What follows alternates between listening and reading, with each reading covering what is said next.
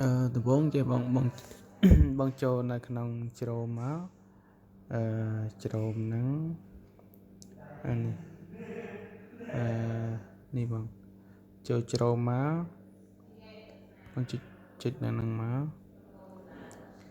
តើបងវាយតែមិនឲ្យចេញពាក្យ YouTube Studio ហើយ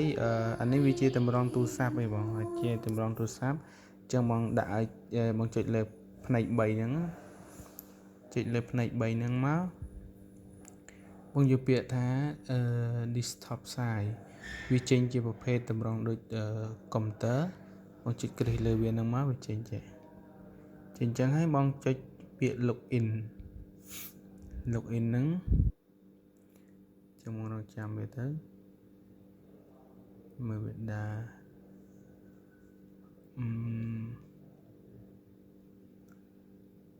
slow តើមកវាចូលមកចេះបងមកចឹងហើយជាងចុចចេញវីដេអូរបស់យើងចុចអានេះស៊ីសងរបស់មើលតាន់ថាវានៅក្នុង YouTube របស់ណាបើសិនជា YouTube របស់បងត្រូវហើយអានឹងបងចុចទៅហេតុអីចឹងបងចូលមកកន្លែងនេះ go to video រងចាំវាបន្តិចបែរជាអត់ទាន់ត្រូវចឹងបងចុចលើពាក្យនេះវិញ studio ទៀត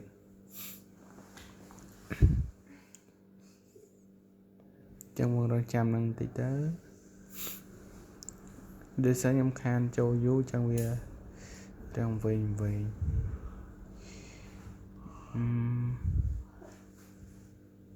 ចំ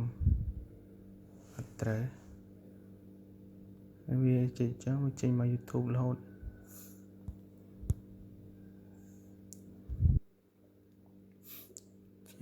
កន្លែងណាទេ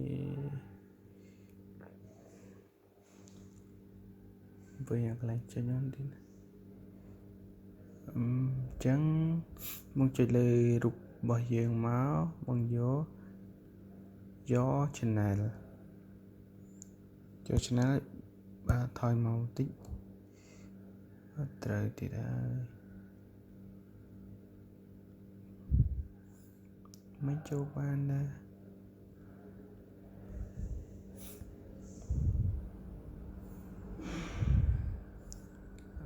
បានទៀតហើយ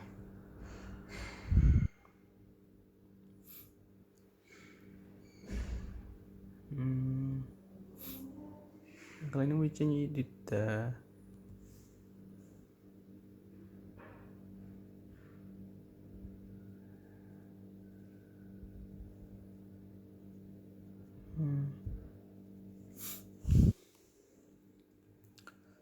តាមពិតត្រូវចូលកន្លែងហ្នឹង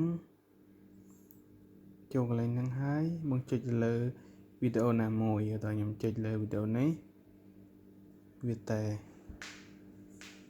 មកនេះបងឃើញហើយអានេះវាមានន័យថាវីដេអូនេះដូចឃើញស្រាប់ដោយសារវា select យក thumbnail ហ្នឹងវាចេញបង្ហាញចឹងឧទាហរណ៍បើសិនជាបងចង់ដាក់នេះវីដេអូនឹងបង្ហាញចឹងដែរចឹងបើសិនចង់បានចេះវីដេអូហ្នឹងនឹងបង្ហាញរូបដូចនឹងដែរបើសិនជាយើងមាន thumbnail របស់យើងយកអាពាក្យនេះមក upload thumbnail យើងមាននៅក្នុងទូរស័ព្ទដៃរបស់យើងមកចុច allow វាមកហើយបងយករូបភាពណាមួយមកដាក់មក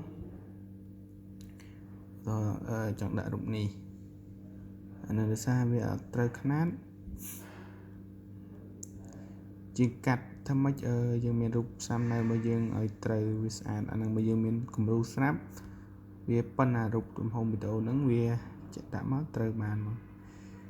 ប៉ុន្តែបើវាទំហំវាអត់ប៉ុនគ្នាទេវាអត់ចេញវាអត់ឲ្យបើតើខ្ញុំដាក់ហ្នឹងបានអាហ្នឹងបានមានន័យថាវីដេអូហ្នឹងយើងចង់ដាក់ thumbnail ហ្នឹងបានប្រភេទហ្នឹងណាចឹងមកសាកតាមហ្នឹងទៅហើយ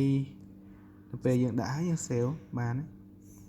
ប៉ុន្តែនេះខ្ញុំដាក់នេះសាកមើលជាមួយខ្ញុំដាក់សាកមើលដំបូងវីដេអូខ្ញុំវាចេញចាឥឡូវចង់ដឹងបងថយទៅមើលសិន cancel នេះចេញដូចចឹងហ៎ចាំមើលយើងចង់ដាក់ឲ្យខុសពីនឹងនេះ គឺដូចមិញចឹងយើងចង់ដាក់នេះវិញចឹងយើង save ទៅ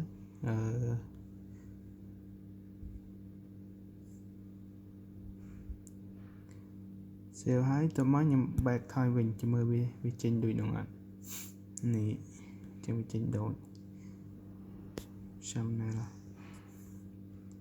ចឹង thumbnail នេះវា